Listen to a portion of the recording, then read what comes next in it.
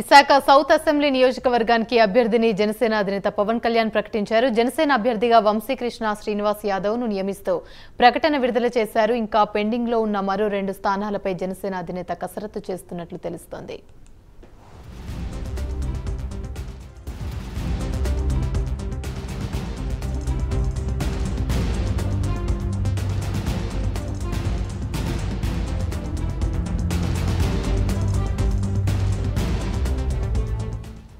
Right, ఇదే అంశానికి సంబంధించి మరిన్ని వివరాలు మా ప్రతినిధి సాంబశివరావు అందిస్తారు. సాంబశివరావు చెప్పండి. యామిని, మనం చూసినట్లయితే జనసేన అధ్యక్షుడు పవన్ కళ్యాణ్ అయితే ఈ రోజున 19వ అభ్యర్థిని అయితే రిలీజ్ చేయడం జరిగింది. ఇప్పటి వరకు ఏదైతే జనసేన టీడీపీ భాగస్వామ్య బీజేపీ పొత్తులో భాగంగా 21 స్థానాలను తీసుకున్నటువంటి జనసేన అధ్యక్షుడు ఇప్పటి వరకు కూడా 18 స్థానాలను అయితే అనౌన్స్ చేయడం జరిగింది. ఇంకా 3 స్థానాలు అనౌన్స్ చేయాల్సి ఉండగా ఈ రోజు అయితే విశాఖ దక్షిణ అభ్యర్థులు అయితే అనౌన్స్ చేయడం జరిగింది.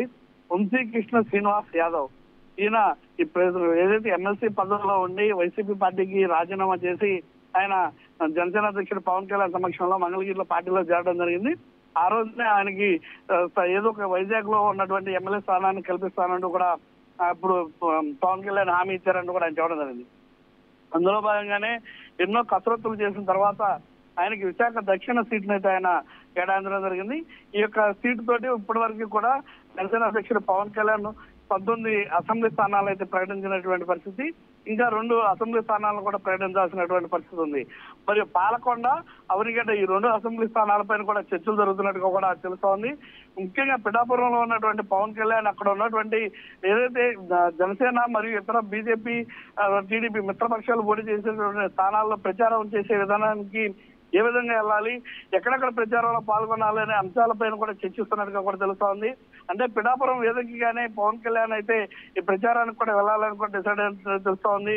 మొత్తం మీద ఇప్పుడు ఎంత కాలం నుంచి ఉత్కంఠ రేపుతున్నటువంటి విశాఖ దక్షిణ సీట్ను అయితే మాత్రం వంశీకృష్ణ శ్రీనివాస్ యాదవ్ అయితే ఇవ్వడం జరిగింది. యామిని. Right, thank you.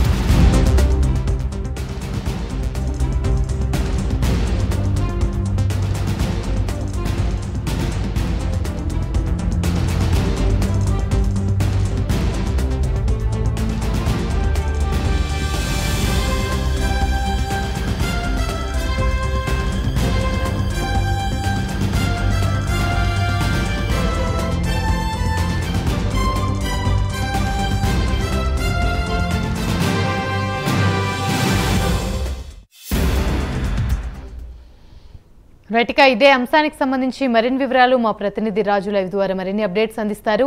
రాజు చెప్పండి.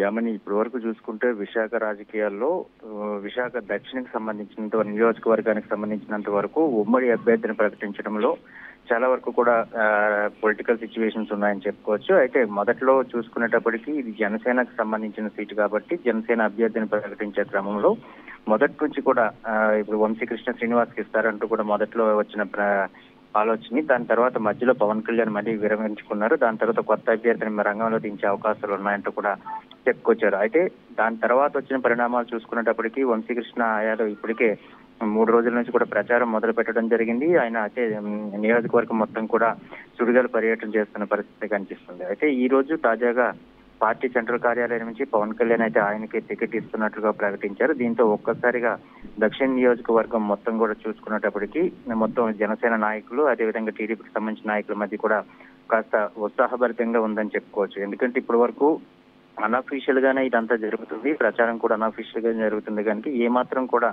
పార్టీ నుంచి ఇన్స్ట్రక్షన్స్ లేవు కనుక ఒకవేళ టికెట్ వస్తుందా రాదా, లేకపోతే వంశీకృష్ణ కావాలని చెప్పి ప్రచారం చేస్తున్నారు. ఊహాగానాలు చాలా వరకు ఉన్నాయి. కానీ ఇప్పుడు చూసుకునేటప్పటికీ ఆ ఊహాగానాలన్నిటికీ కూడా తెరదించే విధంగా అయితే పవన్ కళ్యాణ్ ప్రకటించడం జరిగింది. మరో 2 సీట్లు మాత్రమే పెండింగ్ లో పెట్టారు. ఈ రోజు ఒక్క విశాఖలోని దక్షిణ సంబంధించినంత వరకు వంశీకృష్ణ శ్రీనివాస్ యాదవ్ అయితే టికెట్ కన్ఫర్మ్ అంటూ కూడా పార్టీ వర్గాల నుంచి అయితే రావడం జరిగింది. దీంతో మరింత ఉత్సాహంగా పనిచేసి మొత్తం అందరూ కూడా కలిసికట్టుగా ఉండి జనసేనకు సంబంధించినంత వరకు ఈ సీటు గెలుచుకొని పవన్ కళ్యాణ్ గిఫ్ట్ గా ఇస్తానంటూ కూడా ఇప్పటికే చెప్పడం జరుగుతుంది. మొత్తానికి ఏం జరిగినప్పుడు కూడా ఈ విశాఖపట్నంకి సంబంధించినంత వరకు జనసేనకు సంబంధించిన టికెట్ల విషయంలో ఇప్పుడైతే పూర్తి క్లారిటీ వచ్చింది. మొత్తంగా కూడా ఈ రోజు విశాఖ దక్షిణకు సంబంధించి కూడా ఒక పూర్తిగా క్లారిటీ వచ్చింది కనుక తప్పకుండా ఇక్కడ నుంచి కలిసి పనిచేయాలంటూ కూడా ఒక ఆలోచన చేస్తున్న పరిస్థితి కనిపిస్తుంది. అయితే విశాఖ దక్షిణానికి సంబంధించినంత వరకు ఎవరైతే టీడీపీ తరఫున గండి బాబ్జీ ఆశించినప్పటికీ ఆయనకి కాస్త నిరుత్సాహపరిచినట్లు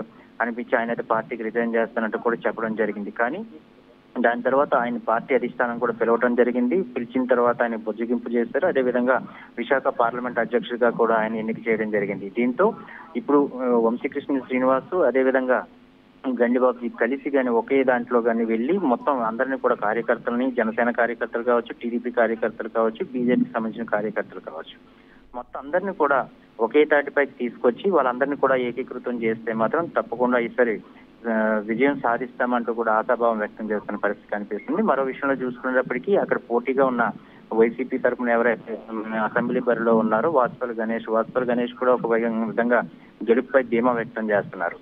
గతంలో ఆయన టీడీపీలో ఎమ్మెల్యేగా గెలిచి వైసీపీలోకి రావడం జరిగింది. అదేవిధంగా వైసీపీలో ఉండి ఎమ్మెల్సీగా ఉన్న వంశీకృష్ణ శ్రీనివాస్ యాదవ్ మళ్ళీ జనసేనలో చేరడం జరిగింది. అయితే ఇద్దరి మధ్య కూడా ఒక పోటీ ఉండబోతుంది. ఈ రోజు కూడా బరిలో కూడా ఎవరు గెలుస్తారనే దాని మీద కూడా ఎవరికి వాళ్ళు ధీమా వ్యక్తం చేస్తున్నప్పుడు కూడా ఓటర్ల యొక్క తీర్పు ఏ విధంగా ఉంటుందన్న దాని మీద పూర్తి స్థాయిలో అయితే రాజకీయ విశ్లేషకులందరూ కూడా ఒక అంచనా వేసుకోవడం జరుగుతుంది. మొత్తానికి ఏది ఏమైనప్పటికీ కూడా వంశీకృష్ణ యాదవ్ సంబంధించి గెలుపు అవకాశాలు చాలా ఎక్కువగా ఉన్నాయనేది మొత్తం దక్షిణ నియోజకవర్గంలో వినిపిస్తున్న మాట అని చెప్పుకొచ్చామని. Right, thank you.